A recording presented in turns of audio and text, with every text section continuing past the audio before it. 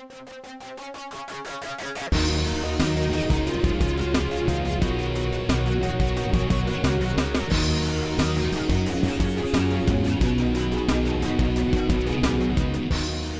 back to Real Estate 101. Today we're going to continue our discussion on employment law and talk a little bit about human rights and employment investigations.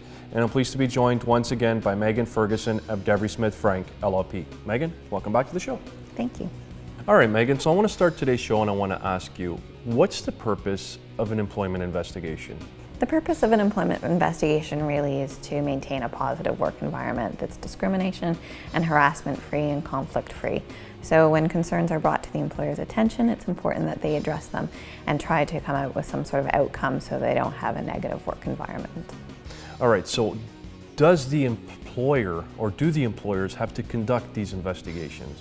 There is a legal obligation to do investigations, especially when it comes to human rights, harassment, discrimination complaints.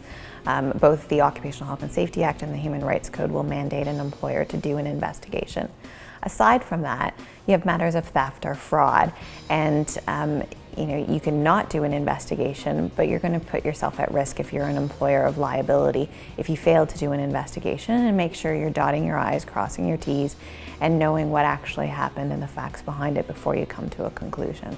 All right, so what happens if the employer fails to do an investigation?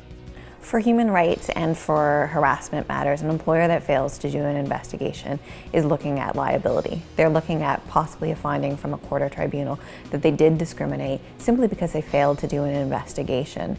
In other matters, the employer is risking their decision being overturned because they didn't do a thorough job or they didn't uncover certain facts that resulted in their conclusion. All right, so what are some of the common mistakes employers make when they're doing an investigation? The most common mistake an employer makes is they rush to judgment. They want the easy solution, the easy route out, and so they overlook facts. They overlook interviewing relevant witnesses simply so that they can get to some sort of result, wrap it up, and get it out of the workplace. Quicker, yeah. They need to make sure that they've interviewed everyone who's a relevant witness, reviewed all the relevant documents before they come to some sort of conclusion. All right, so if someone is accused of harassment, do they participate in the investigation or, shouldn't they be concerned about their rights? Well, they should be concerned about their rights, and they do have the right to consult with a lawyer. But this isn't, the American TV dramas where you have this right to remain silent or you can take some sort of Fifth Amendment. This is a workplace investigation. And so there's a duty upon all of the workplace parties and the employees in particular to participate in that investigation to assist the employer in coming to some sort of conclusion. If they don't participate, the risk is for the person being accused is there going to be an adverse finding against them. They'll find that maybe they did commit some sort of harassment simply because they weren't prepared to speak to the employer. They're also risking that they would be disciplined for failing to participate in the investigation. All right, so let's use this example. Someone is accused of harassment in the workplace. What is his or her rights? His or her rights, if they've been accused of harassment, is to know what the complaint is against them. And before they actually go to any investigation meeting, the individual who's being accused should get either a copy of the complaint or some sort of detailed description of the allegations that have been made. That gives them an opportunity to think about relevant evidence they want to bring to their meeting or to consult with a lawyer to determine what the consequences might be of them going forward and speaking. So they really want to make sure that they know what their allegations are against them before they attend any investigation meeting. Okay, and should that person who's being accused, should they or will they even be removed from the workplace while this investigation is ongoing, or? It's a risky move for an employer to remove someone from the workplace because right there, when you remove someone or you suspend them, it looks like they've done something wrong. There's some sort of prejudice that's attached to that. So the employer needs to be careful on when they make a decision to remove somebody from the workplace.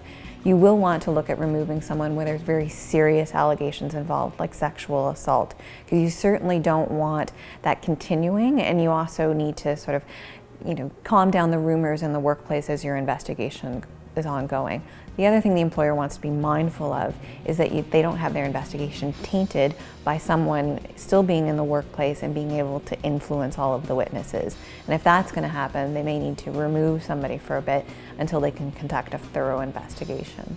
All right, so let's say this person that is accused in the workplace Do they have a right to know the name of the person that made, the accusation about them?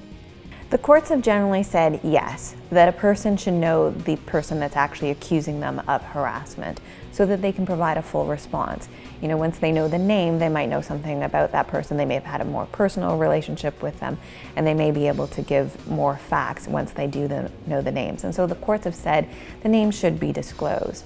But, and a big but, the courts have said that when there are circumstances where there could be increased bullying involved, or there could be, retaliation, threats against the individual, that in those circumstances, the person might not be able to get the names of the individual in order to protect somebody else. So it's sort of this balancing the right to provide a response and the right to safety of those involved in the investigation. All right, so does this person have a right to have a lawyer present during this investigation? A person always has the right to consult with a lawyer to know what their legal rights are. But in a non-unionized environment, there's no right to bring a lawyer to an investigation meeting. That's really up to the employer to decide. In a unionized environment, any party will look to the collective agreement to determine if the person has the right to have a representative present at an investigation meeting. Generally, I say bring a lawyer if you want them there, to have them as a support person so that they can maybe help a person explain their side of the story in the investigation meeting. But if they're going to try to dictate the evidence or they're going to interfere with the investigation itself, then the lawyer should be excluded. Okay, now who should conduct this investigation? Generally, in most companies, it will be a human resource manager, and that's fine. Really, it could be anybody in the company that does the investigation as long as they're not involved in the actual allegations involved. But what is important is that they be neutral, they be independent, so they're not going to favor one side over the other, and they also be trained on actually doing investigations. So many times we see people who are just not trained and don't know what they're doing, and they miss relevant evidence because they've not been trained on proper investigation skills. Okay, now, should an employer, in your opinion, hire an external investigator? External investigations are a growing business, and we're seeing it crop up more and more that we have all of these external investigators who are willing to come into a workplace. They're good in terms of a lot of them are lawyers, so they are trained in knowing how to find facts, and they are usually independent and neutral, and they can actually provide a lot of guidance in terms of an investigation and how it should actually work properly. But the concern with an external investigator is you're looking at a lot of cost involved. They're not cheap. You're also looking at somebody who does not know your workplace. And so if you're getting into an investigation that's really workplace specific in terms of a lot of technical skills or how processes work, sometimes it's better to have an internal person involved so that they can explain how the processes work in the company so that the investigation can sort of be complete and guided accordingly. All right, Megan, so any last tips for anyone that may be involved in an investigation, either because they were accused or they're the accuser? Know your rights, know what the allegations are against you, make sure the investigation is thorough, and make sure you know when it will be wrapped up and what the outcome of the investigation is. All right, Megan, great stuff. Thanks for coming on today's show, and I'm looking forward to seeing you again sometime down the road. Thank you for having me, Joe. So if you're having an employment issue or a human rights issue and need the help of an employment lawyer, get in contact with Meghan Ferguson of Devry Smith Frank LLP. Thanks for watching, and we'll see you next time.